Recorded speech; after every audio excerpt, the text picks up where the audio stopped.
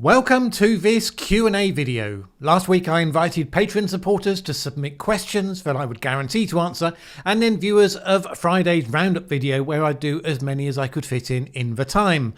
I got some great questions, so let's jump straight in.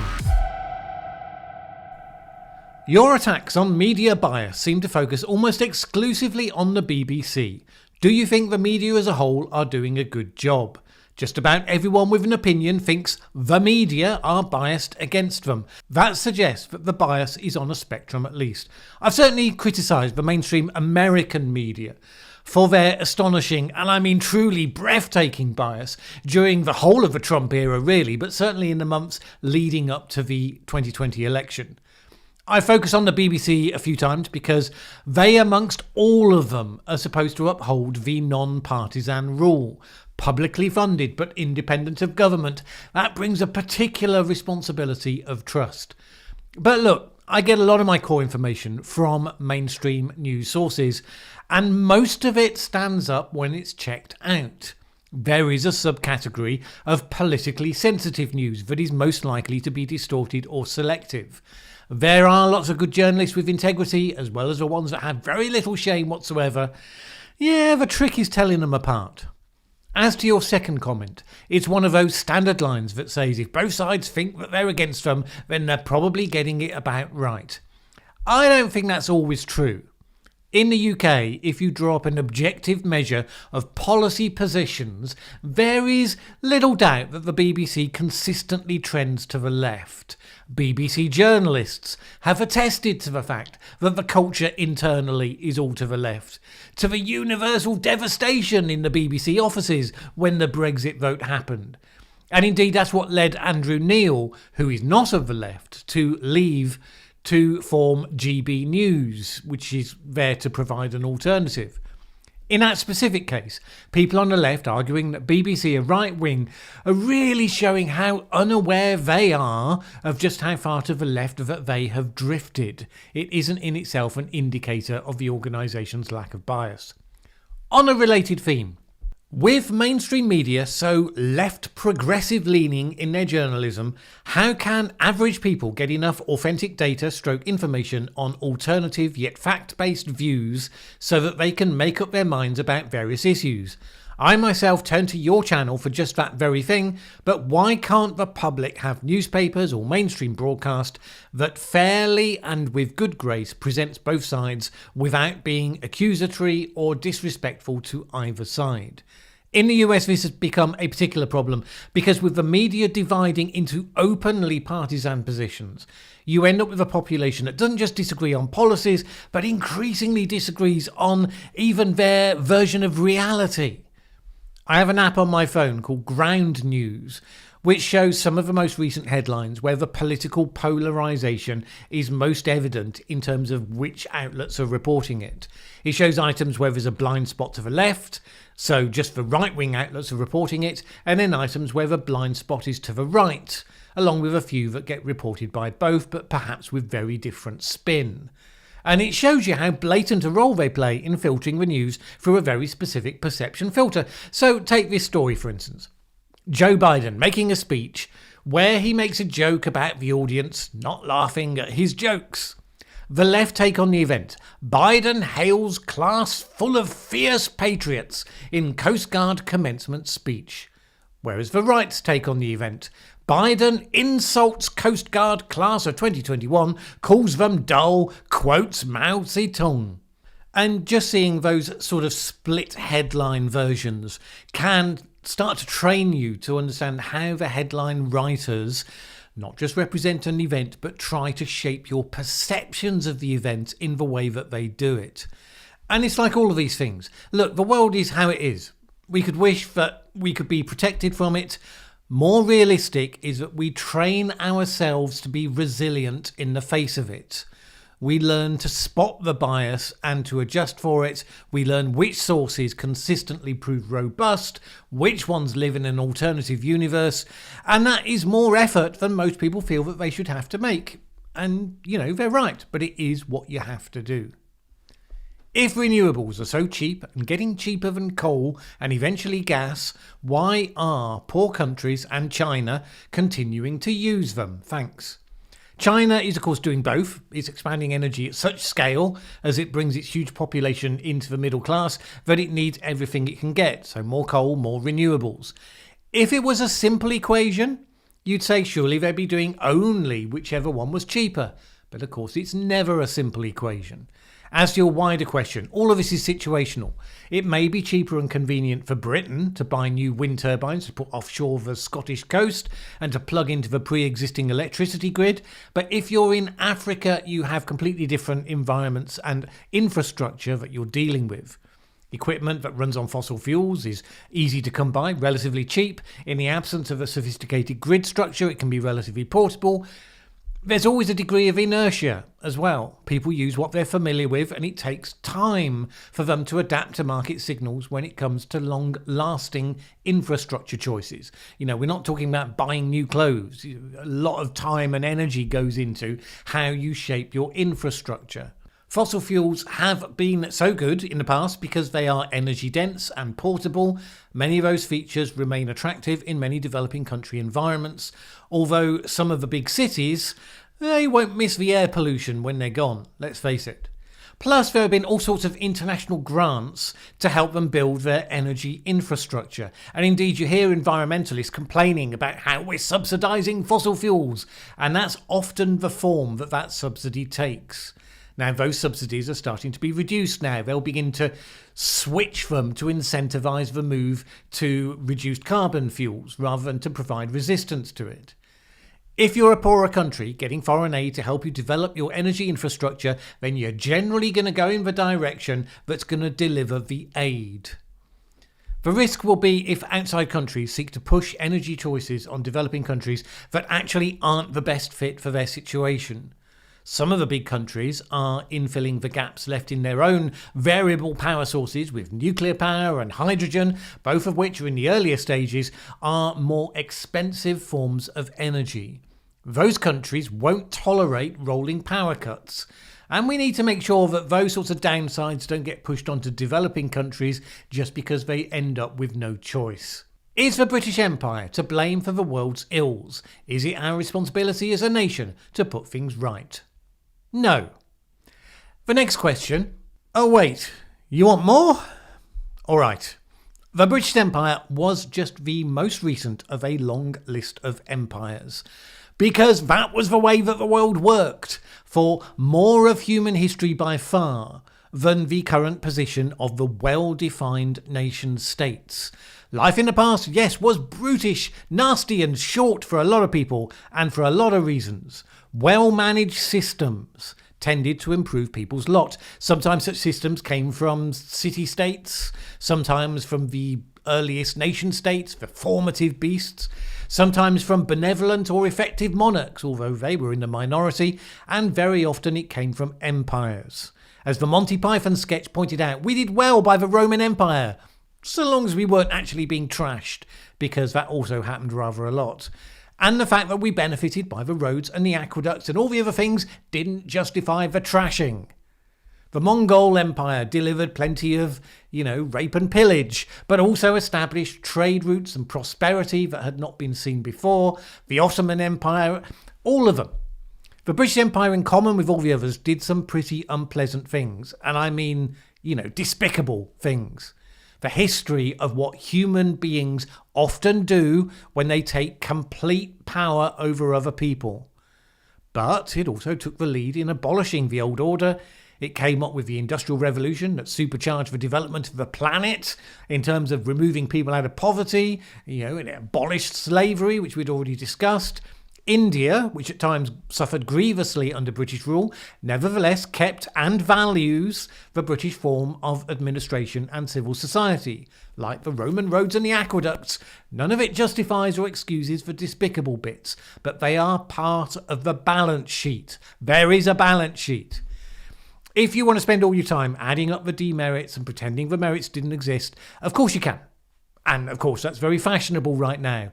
But beating up the past for behaving according to the rules of the past doesn't really help anyone in the present. The British Empire became the Commonwealth, and many of the countries in the Commonwealth appreciate the relationship it gives them to Britain as well as to each other. Australia and Canada still mostly want to keep our Queen on their currency for reasons I've never entirely understood. So, arguably, like a marriage that goes wrong but manages to end amicably and turn into a lasting friendship, the British Empire got some things right, which is probably as much as we can ever hope for. What is your take on the increasing evidence that chemical farming is responsible for an increase in cancers and other neurological diseases? That's a question that would require research to answer. It's not an area I've been following closely in terms of the most recent developments. I did see enough to be sceptical in the past, when environmental campaigners would make claims about toxicity and effects that didn't turn out to be well-founded. Not that none of them ever were. Some definitely were, and certain chemicals were outlawed as a result, but that just means you always have to do your own research because you can't trust the information the campaign groups put out there. So a lot of the stuff on neonicotinoids at the moment, the pesticides that campaigners say are devastating bees. When I did my video some time ago on whether bees were in danger of going extinct, as some claim, I saw plenty of material suggesting that the neonicotinoid claims were wrong, or at least exaggerated. Now, it wasn't central to the video I was doing, so I only briefly noted it, but it means that without taking further research, I'm not taking that question, at least, for granted either way. Environmentalists were making claims it was neonicotinoids that were causing beehive collapse disorder, but then that wasn't happening in Australia, where they used neonicotinoids. So there were very strong indications it was actually to do with the Varroa destructor mite. And the thing is that when it comes to cancers, it's always easy to allege that something is causing more cancers. It's very hard to prove. So I'd need to look at the evidence in detail, and I haven't, is the unsatisfactory answer. You seem fairly sceptical about most environmental causes. What about waste reduction? It seems to me that charging for carrier bags has resulted in more plastic being used, as the new bags are so much thicker to justify the cost. Do you think that recycling and reduced packaging are an important part of our sustainable future? I'm not sceptical about environmental causes per se. The truth is that over the last few decades, we have made fantastic progress on most of the social measures, poverty, education, sexual equality, health and longevity. All of the key progress indicators there have been moving in the right direction. But at the same time, many of the environmental indicators have been moving the opposite way. And that is a real and genuine problem and a challenge that we have to face. So the causes are often real. The perceptions of those causes and about what needs to be done about them is often shaped by the environmentalists. And that's where my skepticism kicks in. Not that the environmentalists never get things right. Like all sections of society, there's some very good parts who put the work in and have huge integrity. And then there's the likes of, Extinction Rebellion. And a whole bunch in the middle of variable quality at best.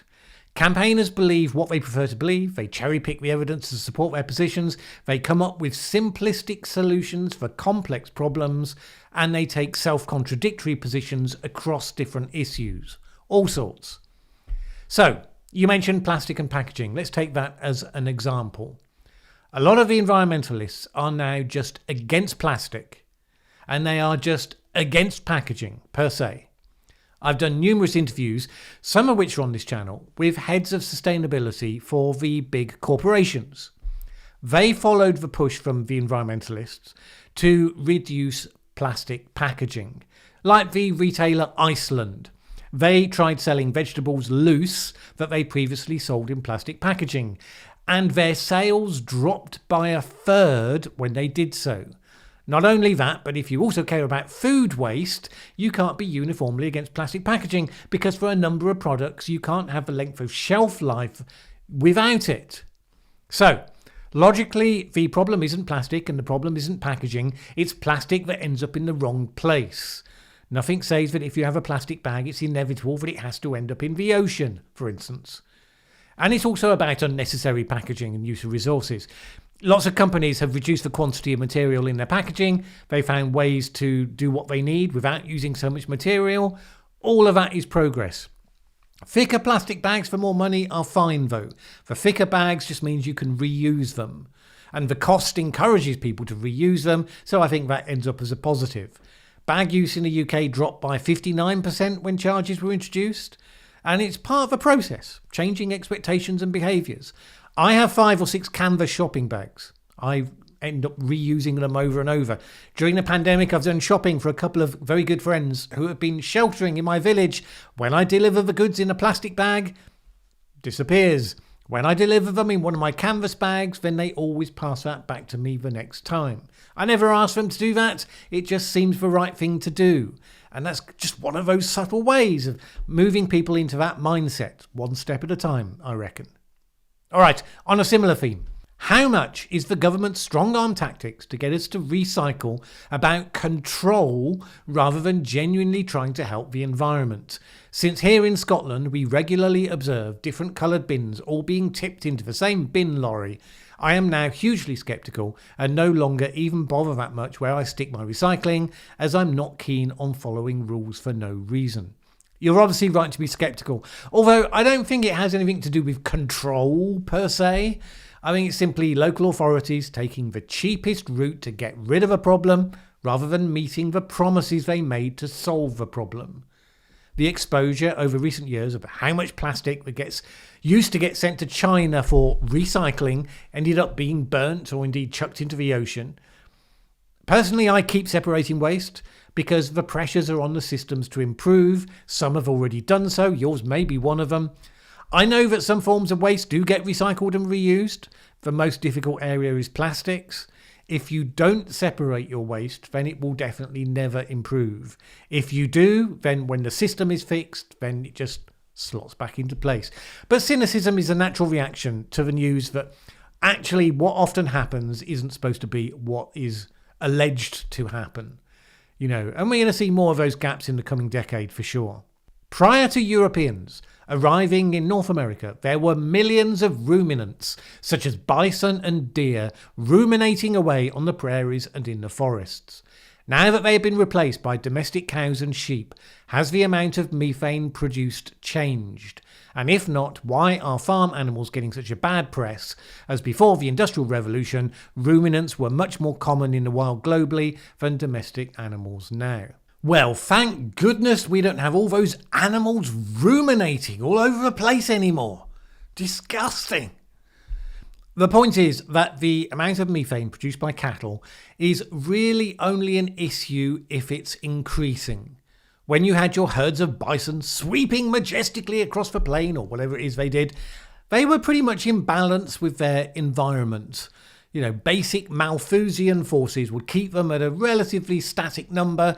Methane degrades relatively quickly in the atmosphere, so when you have a stable ruminant population, you end up with a stable balance of methane.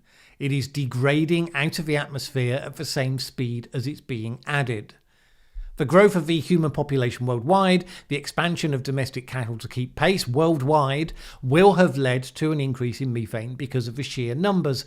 But once that's stabilised, then after a couple of decades, there's no additional growth. Why are farm animals getting such a bad press? Because environmentalists lurch to easy answers again. And they have certain lifestyle choices that they take by preference, that they make a virtue of suggesting that they should, to some extent at least, be imposed on everyone else. And they've successfully framed how everyone now discusses the issue. Can you cover how satellite atmospheric temperature measuring works? How many satellites currently do this? You mentioned surface temperatures are easier to measure than tropospheric or higher altitudes. Why is this? And do they eliminate uncertainties which used to exist with unequally distributed surface monitoring? The first part of that I'm going to take as a request for a future video topic. I can't tell you off the top of my head all the detail of how satellite measurement works. I know, shocking, but there it is. As for why it's easier to measure the surface temperatures than higher in the troposphere, that one I can take. Surface temperatures have been measured for hundreds of years by ground level stations with very low tech and straightforward to use thermometers. Very easy. Someone looks at the reading at the same time every day and it gets entered onto the record. I've said before, the temperature in the part of the village where I live is typically half a degree colder at the bottom of the lane than it is at the top of the lane. Consistency in where you take the measurement matters.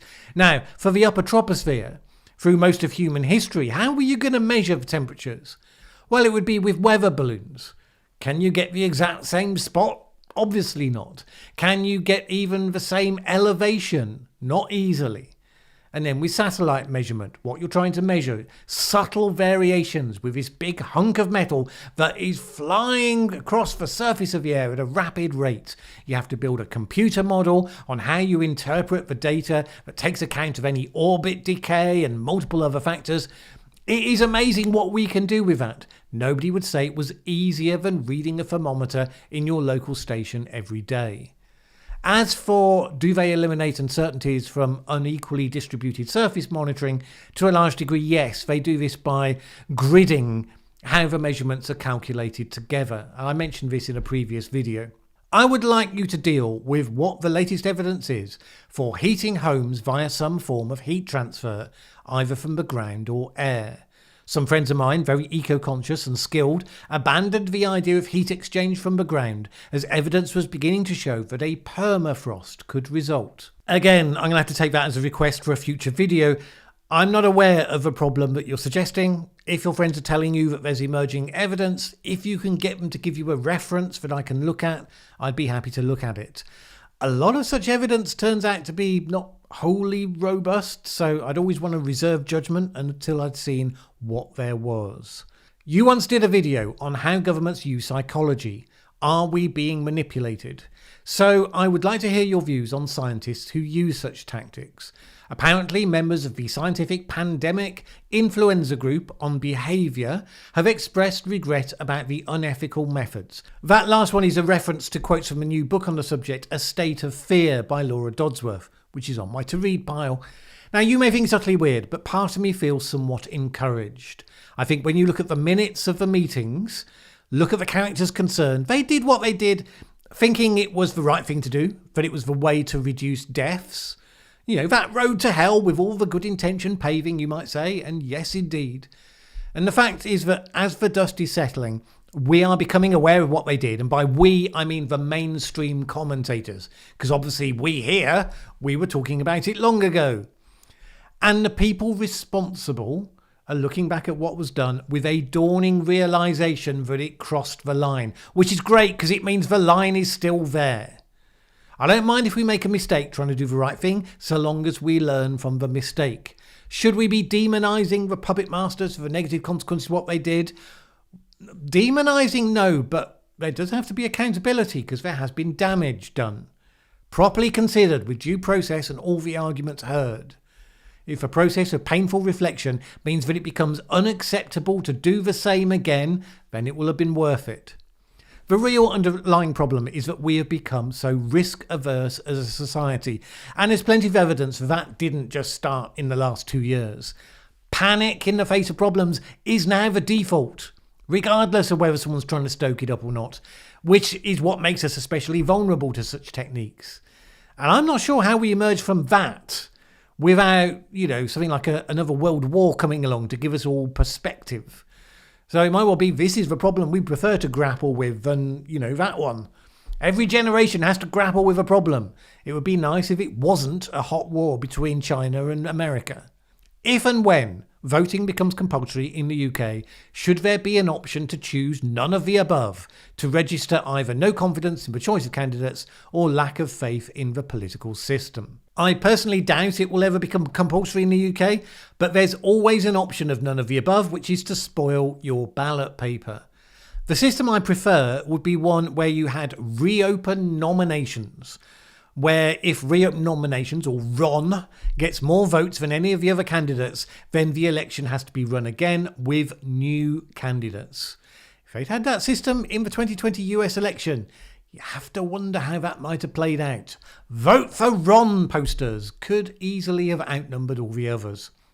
And a related question, which has been slightly shortened. Why do you vote?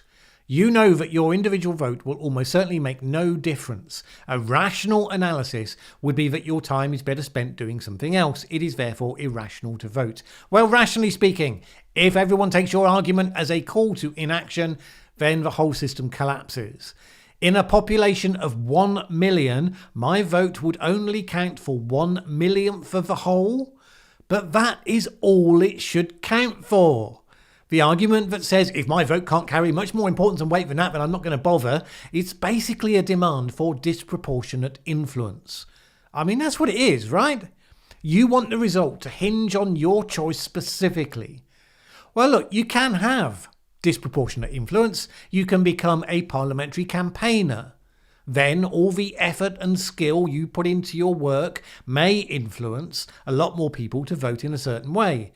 But yeah, then you have to put the work in to get the influence. And that seems pretty fair. Okay, in addition to the questions, I had a couple of others that I'm then also taking as requests for future videos because they demand research, which I can't do for lots of questions in a Q&A. One on whether the quality of education has gone down in the West and what should constitute an education anyway, and one on the details of the intended NHS vaccine app. I have noted those, that's as much as I can promise, because there's always so many issues and so little time. Thank you for all your questions. Let's see the conversation continue in the comments below.